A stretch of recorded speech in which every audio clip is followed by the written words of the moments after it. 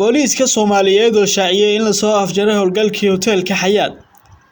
Taliska booliiska Soomaaliya ayaa shaaciyay in xalay habeenbarkii la soo afjaray howlgalkii hoteelka Xayaat ee magaalada Muqdisho.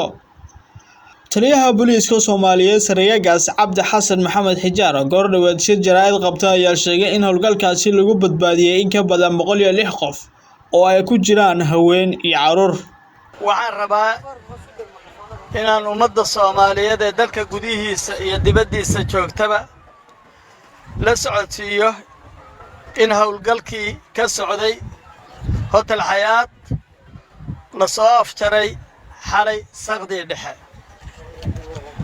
muddadii howlgalku socday hay'adaha amnigu waxay xoog saareen badbaadinta iyo badqabka muwaadiniintii goobta ku sugnaa, waxayna ku guuleysteen badbaadinta dad ka badan 106 oo ay ka mid yihiin caruur iyo haween.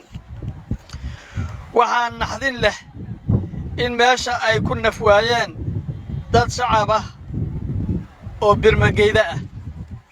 Taliya Xijaar ayaa sheegay in dadka la badbaadiyay qof looga soo saaray hoteelka, balse kama hadlin khasaaraha ka dhashay weerarka, isagoo sheegay in wasaaradda caafimaadka ay ka warbixin doonto.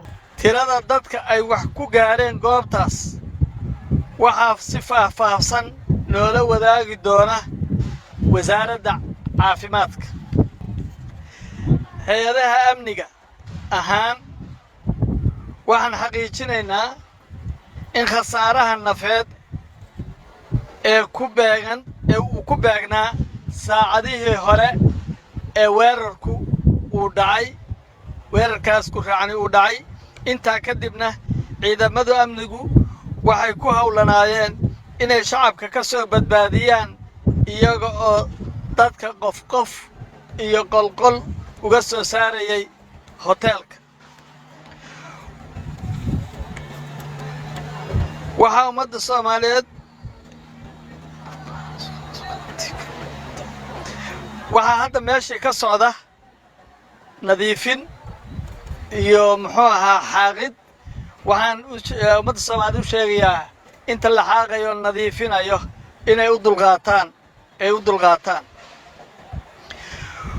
waxaan tacsi u dirayaa dadkii shacabka ahaa iyo kuwii askarta ahaa ee shuhaadada ahaa ee weerarkaas ku geeriyooday. ilaahayna waxaan uga baryayaa inuu jannatu firdawsa geeyo.